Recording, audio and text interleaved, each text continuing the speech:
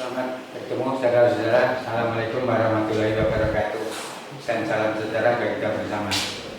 Dalam kondisi semacam ini, marilah kita melewati pembelajaran ini secara lebih terprogram, secara spesifik gitu ya.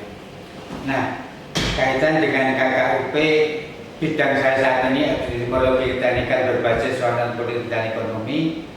Saya tidak membacakan semuanya atau mungkin semuanya, hanya beberapa nanti kan lainnya dipelajari sendiri ini. Nah, sekarang langsung saja kepada yang nomor 3. Ya, di sini.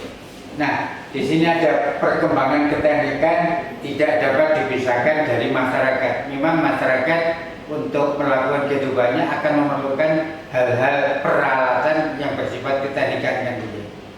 Masyarakat membutuhkan perkembangan teknikan yang membawa mereka ke arah kehidupan yang lebih baik, jelas gitu ya. Dan persinggungan antara teknik dengan aspek politik dan ekonomi pun muncul. Karena apa? Kembali masyarakat memerlukan kehidupan, ada kegiatan ekonomi. Nah, perlengkapan keteknikan bidang ekonomi harus ditemukan.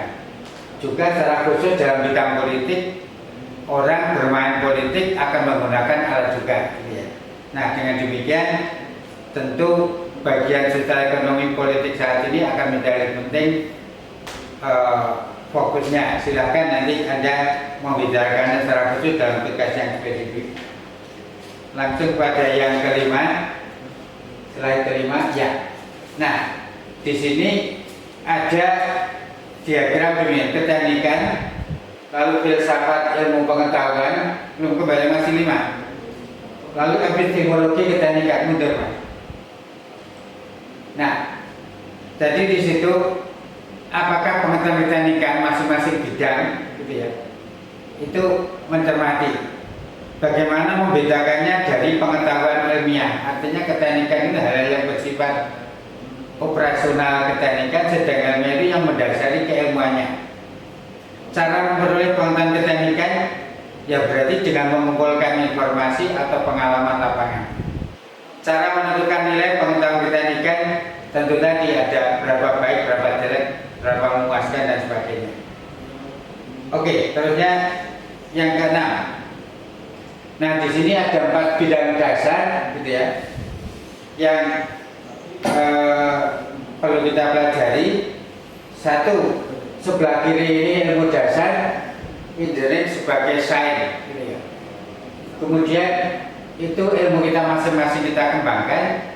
Lalu ini perilaku kita sebagai engineer memiliki perilaku tertentu dalam menjalankan keilmuan kita. Keteknikan sipil berbeda dengan arsitektur ya, berbeda dengan kimia. Nah, perilakunya itu ada masing-masing. Nah, kemudian pemanfaatan di bidang politik dan ekonomi di sana tentu itu juga akan membedakan cara menggunakannya dan alat-alat apa yang dipakainya. Nah, kemudian dalam rangka desain di sini bahwa untuk mempengaruhi atau menggunakan keteknikan dalam politik dan ekonomi tadi itu harus dirancang supaya bisa pas satuan waktu, satuan tempat dan satuan sasaran kan gitu ya. Oke, terusnya ke arah nomor 7. Kembali ke dasar ya. Silakan dikembangkan ini. Nah, keteknikan adalah aplikasi dari ilmu dasar gitu ya. Masing-masing ilmu Anda akan harus memiliki dasar-dasar tertentu. Dilakukan dasar nilai-nilai ketelitian dan logika demi terwujudnya ilmu pengetahuan melalui serangkaian analisis dan eksperimen. Misalnya, mengapa benda ini tenggelam? Karena tentu ada rasionalnya ya. Tetapi bagaimana benda tadi di air tidak bisa tenggelam, nah itu berarti juga ada argumentasinya gitu ya. Penemuan pengetahuan baru dan hukum-hukum utama akan membawa pada pengakuan integritas yang sangat tinggi. Oke, kita dulu tidak bisa terbang, tapi sekarang manusia bisa terbang, itu tentu akan mendatangkan tadi pengakuan intelektualitas, sehingga disitulah terjadinya perkembangan keilmuan kita masing-masing. Riset adalah jenis pekerjaan yang paling diinginkan. Agar ilmu keteknikan maupun ilmu pengetahuan ini berkembang juga dilakukan dengan penelitian. Kalau tidak pilihan berarti tidak ada perkembangan, gitu ya. Karena kembali teori didapatkan dari lapangan, teori lalu dipakai akan menemukan teori baru lagi kan gitu ya. Oke. Nah, ilmu keteknikan adalah contoh penting dalam perspektif yang di sini. Silakan dipelajari seperti apa gambarnya. Tetapi saya kira seperti tadi bahwa benda itu di air tenggelam, tapi kan kapal tidak bisa tenggelam. Nah, itu tentu ada argumentasi keteknikan ilmu pengetahuannya juga. Oke, silakan dipelajari. Kemudian yang ke-8 berikutnya. Ya. Nah, ini pemanfaatan di dalam rangka aktivitas sosial, politik, dan ekonomi. Apakah engineer sebagai politisi dan usahawan? Tapi sebelum itu tentu engineer itu akan berperilaku apa dalam rangka menghadapi orang-orang yang berpolitik atau yang berekonomi. Sehingga ada dua sisi ya. Di satu sisi kalau sebagai pelaku tadi memang engineer-nya sebagai politikus atau sebagai usahawan. Tetapi di sisi lain kita yang berpikiran netral tentu akan menghadapi orang-orang yang berpolitik dan orang-orang yang berekonomi. Nah, keteknikan sebagai bagian dari realitas sosial politik ekonomi, artinya perangkat politik, perangkat ekonomi untuk bisa memenuhi tujuan sasaran dari kepentingannya itu tentu memerlukan perangkat-perangkat tertentu. Saat ini perdagangan cepat tentu harus menggunakan IT kan gitu ya, kan gitu. Kalau politik juga demikian. Kalau dulu kampanye harus turun ke desa-desa, tapi saat ini bisa menggunakan IT untuk kepentingan politisnya. Nah, begitu. Nah, engineer bukan hanya orang yang mengembangkan teknologi, namun juga sebagai ahli sosial dalam hal kemampuan mereka mengenali pentingnya sifat sosial dan ekonomi dalam dunia keteknikan dan kompleksitas sosial tim di mana mereka bergabung. Ya jelas begitu. Kita sebagai manusia meskipun engineer kan kita harus mengerti bagaimana keteknikan nanti dipakai orang-orang di dalam bidang sosial tertentu. Tentu akan berbeda ya. Orang-orang yang bekerja di pasar ataukah orang-orang yang bekerja di lapangan, yang bekerja di hutan itu kan secara sosialnya itu harus memenuhi orangnya, kebutuhan orangnya. Sedang keteknikannya itu membantu supaya alat teknik dipakai oleh petani. Sehingga tadi sekarang ditemukannya ilmu menanam, alat panen itu kan terkaitan dengan kepentingan petaninya. Bagaimana banyaknya produksi, banyak keuntungan, tidak lalu menggunakan alat tapi banyak merugikan petani kan gitu. Demikian juga untuk yang pedagang, lalu juga yang berpolitik, tentu keteknikan tadi harus memenuhi tuntutan sosial maupun ekonominya. Sehingga si pelaku keteknikan tadi meskipun dia punya ilmu tertentu harus mengenali juga kepentingan sosial bagi sasaran pemakainya. Penciptaan nilai sosial dan ekonomi dan kepercayaan pada kepuasan pengguna hasil rekayasa keteknikan yang muncul sebagai nilai-nilai utama. Tentu begitu, ciptaan mobil yang bagus yang memuaskan itu tentu lebih menyenangkan daripada yang mobil jelek kan gitu ya. Lalu juga bahwa misalnya di bidang sosial untuk kepentingan wawancara, untuk kepentingan ini keteknikannya tentu berbeda. Nah, dengan demikian alat ini dipakai memuaskan orang akan menjadi percaya menggunakan alat itu dalam bidang-bidang tertentu tadi. Oke, silahkan Anda memilih bidang Anda sendiri lalu menggunakan alat itu bagaimana kepuasan Anda dan kepercayaan Anda terhadap alat itu ya. Pemetaan saja dengan dulu berkembang. Dulu Anda menggunakan foto ini, tapi sekarang sudah ada drone, sudah ada yang lainnya. Artinya ada perkembangan. Nah, di situ orang lalu menghargai bagaimana keteknikan tadi untuk memenuhi kepentingan sosial, ekonomi maupun politik. Oke, berikutnya yang ke-9. Nah, di situ dikatakan keteknikan sebagai perilaku hidup. Artinya keteknikan ini sebagai satu nuansa perilaku yang harus dipenuhi oleh berbagai orang-orang yang memerlukan atau yang menggunakannya. Dispenser dulu itu botolnya di atas, sekarang berkembang di bawah. Nah, itu artinya kita perlu mengerti keteknikan itu sebagai perilaku dari kehidupan, gitu ya. Kapal terbang dulu juga gini, sekarang ada tanpa tanpa nakoda atau tanpa pilot misalnya. Nah, ini tentu kita harus mengerti keteknikannya, kan gitu ya. Didasarkan pada kemampuan mengubah lingkungan, mengatasi rintangan dengan keluasan dan kegigihan. Nah, silakan.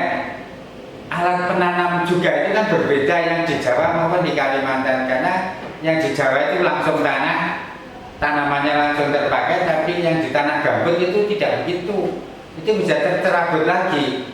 Nah, sehingga itu akan membedakan bagaimana kemampuan harus mengubah lingkungan tadi. Alat ini dipakai di daerah mana, gitu ya. Jadi ada pertanian pasang surut, ada pertanian lahan kering, ada pertanian di perbukitan, kan gitu ya. Nah, oke, sehingga keteknikan juga perilaku hidup itu memang harus dipelajari oleh semua pihak yang akan menggunakan alat itu supaya mengerti pekerjaannya bisa selesai dan menimbulkan penghargaan yang tinggi bagi pemakainya. Baik, kemudian berikutnya yang ke-10, silakan. Ya. Nah, itu tadi. Kata kuncinya silakan di sini dipelajari. Di ilmu dasar itu ada teori, model, metodologi, publikasi, dan konferensi dalam rangka mengembangkan keilmuannya, gitu ya. Alat-alat atau perangkat, gitu ya. Itu belum alat-alat keteknikannya, tapi sebagai ilmu dasarnya sendiri harus dikembangkan menggunakan kata-kata kunci semacam ini. Kemudian sebagai perilaku tadi ada produk, ada pelayanan, ada unggulan. Ya tadi alat itu perlu dipelajari secara spesifik seperti apakah mekanismenya. Kita menggunakan TVA, TVP kan juga berbeda. Ya. Kita menggunakan mobil A, mobil C juga berbeda. Artinya keteknikannya sendiri itu harus menjadi perilaku kita yang menggunakan. Kemudian di dalam rangka mendesain tentu ada proyek kajian rangkaian bagaimana kita mendesain tingkat tadi untuk kita pakai sebagai alat-alat dalam politik dan ekonomi. Nah, sedang di sana politik itu ada negosiasi, bahkan ada konspirasi, bahkan ada penipuan, yaitu harus ada pengembangan. Karena politik kan demi kepentingan tentu akan tidak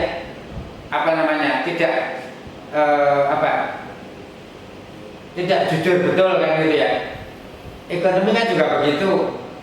Untuk mempromosikan ini ada bahasa-bahasa yang untuk menarik itu tentu ada yang tidak jujur juga gitu ya, kan gitu. Sehingga ada pemeo ditanggung tidak luntur.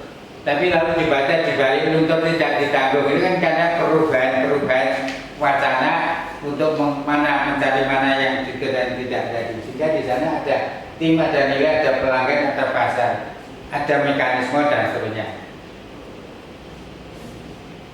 Nanti diskusinya silahkan itu ya dikembangkan. Sehingga halaman berikutnya saya tidak membedakan secara khusus, tapi silahkan itu dipelajari secara ontologis, epistemologis, metodologi, dan aksiologi juga. Sekarang langsung ke arah yang 13. Nah, di sini ada ontologi, saya juga tidak menjelaskan, langsung mas ke nomor 13. Terus, ya. Nah, di sini ontologis kenyataan dapat diketahui oleh keteknikan. Nah, di sini ada realita, di sini ada fenomenologis. Realita itu adalah hal-hal yang bersifat real seperti apa. Sedang fenomenologi itu kan perkembangan dari fenomena. Sejak dulu sampai sekarang tentu akan memberikan pengalaman atau pengetahuan yang berbeda. Silakan dikatakan di sini. Menjadi pengetahuannya di antara kontinum realistik kondisi eksternal yang sudah given dan fenomenologi kondisi eksternal yang senantiasa dipengaruhi dan mempengaruhi proses rekayasa. Silakan itu Anda berpikir antara realita dan ada perkembangan yang terjadi. Terusnya, kedua, secara epistemologi dimaksud dengan ini itu ada hal yang deterministik dan juga teleologik di sana. Nah, seperti apakah outernya? Berikutnya, ya di sini oke. Nah, di sini tentu ada dua sisi yang harus dipertemukan supaya satuan waktu, satuan tempat, satuan pelaku, satuan alat itu akan memberikan pengalaman-pengalaman yang berbeda. Kemudian terusnya, ya. Nah, terkait dengan metodologi tentu tadi harus menciptakan metode kerja dengan perkembangan ilmuwan yang ada, sehingga di sisi kiri di sini ada pemodelan dan sebab akibat. Kita perlu memperhatikan ini. Kebakaran hutan silakan dipelajari. Itu kan dulu petani membakar itu mengkeharusan, tapi kalau ada perusahaan hutan lalu yang membakar itu kan yang salah. Yaitu tentu ada kepentingan-kepentingan. Nah, pemodelan analisis seperti apa? Sedang realita di sana itu ada kompleksitas, ada penelarasan tadi. Menggunakan ilmu sesuai dengan tingkat budaya, lokalitas dan sebagainya itu perlu mengembangkan, mempelajari kompleksitas dan juga penyelarasan, kan gitu. Sehingga kita berbeda budaya, Indonesia Timur, Tengah, dengan Barat kan berbeda. Tentu ada pemikiran-pemikiran yang secara spesifik harus kita lakukan. Oke, berikutnya. Kemudian ini yang terkait dengan aksiologi, artinya nilai etis dari ketanikan tadi. Tentu orang nilai etis tadi yang berdasarkan kepentingan atau dengan sasaran tertentu. Tentu berbeda tadi, gitu ya. Penilaian seseorang dan orang lain juga berbeda, bidang tentu juga bidang berbeda. Orang tua, anak dan sebagainya. Semacam sosial tadi kalau ada tata krama, bahasa saja ada krama inggil, krama tengah, krama andam. Nah, kita berperilaku ngomong-ngomong dengan orang tua, dengan saudara, dengan anak itu kan berbeda. Nah, di sini pun saya kira juga sama, gitu ya. Ada kecermatan yang harus kita pelajari dalam rangka untuk menentukan nilai-nilai yang ingin kita capai tadi, gitu ya. Sehingga relevansi di sana supaya nanti yang kita pakai kita jadi itu relevan dengan yang menerimanya. Baik, saya kira di situ langsung kita kepada yang 19, dinamika ketanikan konteks perkembangan sosial dan ekonomi. Melompat 2. Terus, ya di sini, ini baru ada dinamika dalam konteks tadi. Silakan terusnya 20. Nah, di situ dikatakan upaya penelitian untuk memegang peran penting dalam pengambilan keputusan politik telah bergulir semenjak awal abad ke-20 dengan munculnya gerakan sosial demokrasi. Saya kira perkembangan pemerintahan, perkembangan demokrasi, perkembangan peradaban itu berbeda pada satu waktu tertentu. Nah, dengan demikian insinyur yang tadi berperilaku sosial ekonomi politik tentu berbeda dengan kalau sebagai insinyur menghadapi orang-orang bermain politik, bermain ekonomi. Itu tentu perilakunya harus berbeda juga, alat yang dipakai juga berbeda, sehingga itu tolong nanti dapat dicermati. Nah, kalau teknokrasi di sini sistem pengambilan keputusan dalam pemerintahan berbasis sains dan keteknikan. Teknokrat adalah sebutan media bagaimana mampu melaksanakan sistem demokrasi di negaranya. Silakan. Pada saat negara kita pertama menggunakan UUD 45, dikatakan saat ini kok tidak cocok, padahal itu merupakan dasar, gitu ya. Sehingga ini lalu diubah ataukah juga dilengkapi. Nah, MPR pun sekarang kan juga berbeda, gitu. Dulu MPR itu pemegang, sekarang kok tidak. Nah, berarti ada sistem politik yang berbeda di sana. Nah, sehingga yang bermain atau menggunakannya tadi juga harus berbeda juga. Sehingga kita harus pintar-pintarnya menggunakan keteknikan itu untuk kepentingan tujuan tertentu. Baik, selanjutnya 21. Nah, ini ada perbedaan. Negara Amerika karena dulu berkaitan dengan pembangunan yang bertumbuh pada hak asasi dan penegakan hukum, sehingga yang menjadi politik itu banyak orang politik dan negarawan. Nah, sedang di Indonesia atau di Asia pada umumnya perkembangannya karena pembangunan setelah merdeka itu memerlukan pemahaman-pemahaman keteknikan, ya pemimpinnya kan banyak yang dari tidur kan gitu. Sehingga itu perbedaan di sana demokrasinya perlu kita pelajari. Baik, silakan misalnya berikutnya. Ya, di bagian bawah di sini. Problem pembangunan yang dihadapi pemerintah yang membutuhkan solusi teknis. Nah, ini semuanya bidang harus juga memberikan solusi yang terbaik. Bagaimana mengatasi kelangkaan sumber daya energi? Nah, sumber daya energi dulu bertemu pada minyak kan bisa dipermainkan gitu kan? Ada yang bikinnya yang itu padahal bisa murah Indonesia, tapi kok tetap mahal kita beli. Nah, oke, lalu bagaimana menghasilkan energi bersih? Energi bersih itu tentu semua pihak, tapi tentu harus ada kepentingan lain untuk misalnya sebenarnya tidak bersih, silakan. Mengapa bis-bis kota dulu uap di belakang mobilnya itu kok hitam? Kenapa? Ya dicampuri, dicampuri lain supaya ingin nyirit itu. Nah itu kan ada kepentingan tertentu. Bagaimana menyikapi perubahan iklim dan lingkungan? Silakan dipelajari dulu negara Arab itu yang panas, tetapi mengambil es dari kutub utara lalu dinginkan lalu kepentingan untuk air gitu. Ini kan menghadapi lingkungan. Nah sekarang dengan perubahan iklim bagaimana kita menghadapi ini? Sekarang Pantai Reba berubah gitu. Harusnya sudah ini memasuki kemarau tapi kok masih hujan. Bahkan ada orang bisa memindahkan hujan kan ini. Nah, bagaimana menciptakan lapangan kerja dalam ekonomi berteknologi tinggi? Ini kan tentu bertolak belakang. Ekonomi tinggi memerlukan robot, tapi tenaga kerja memerlukan SDM.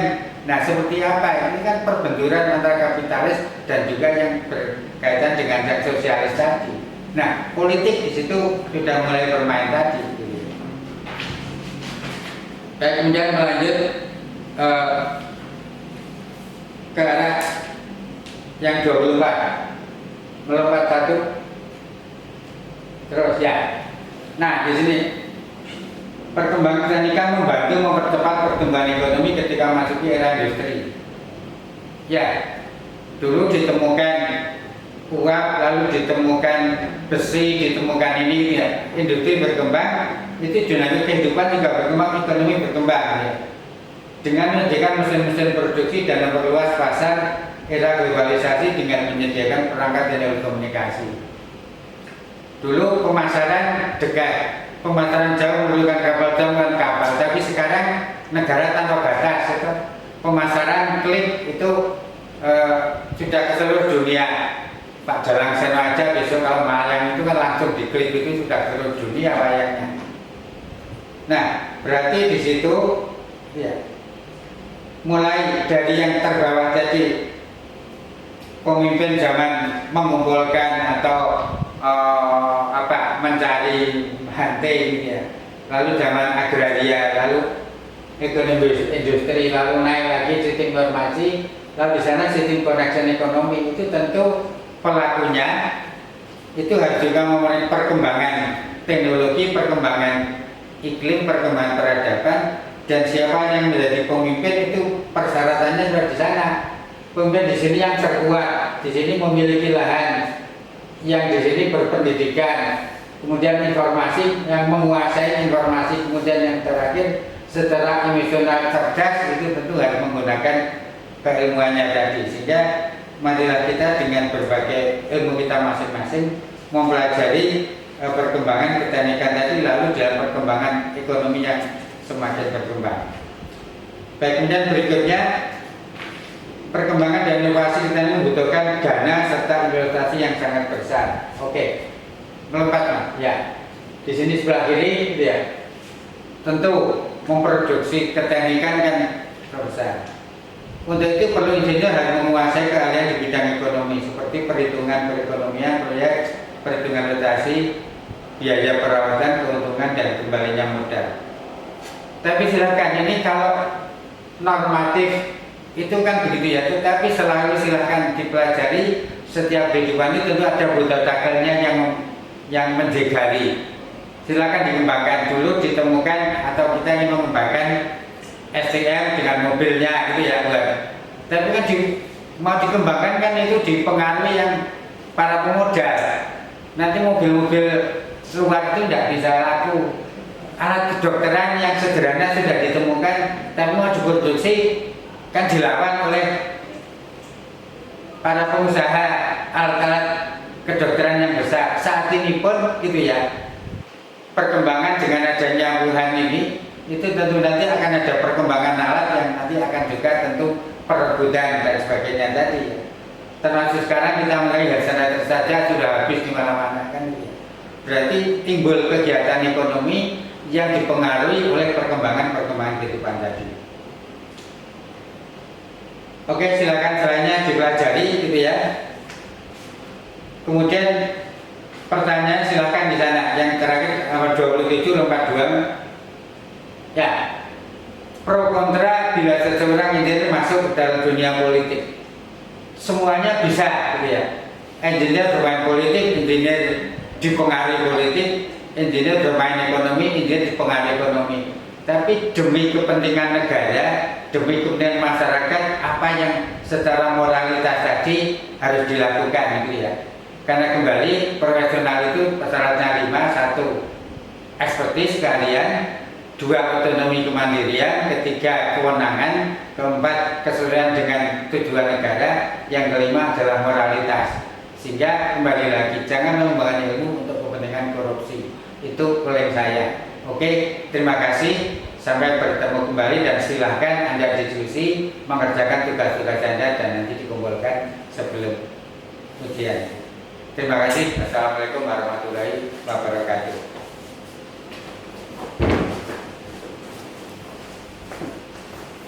Berapa menit?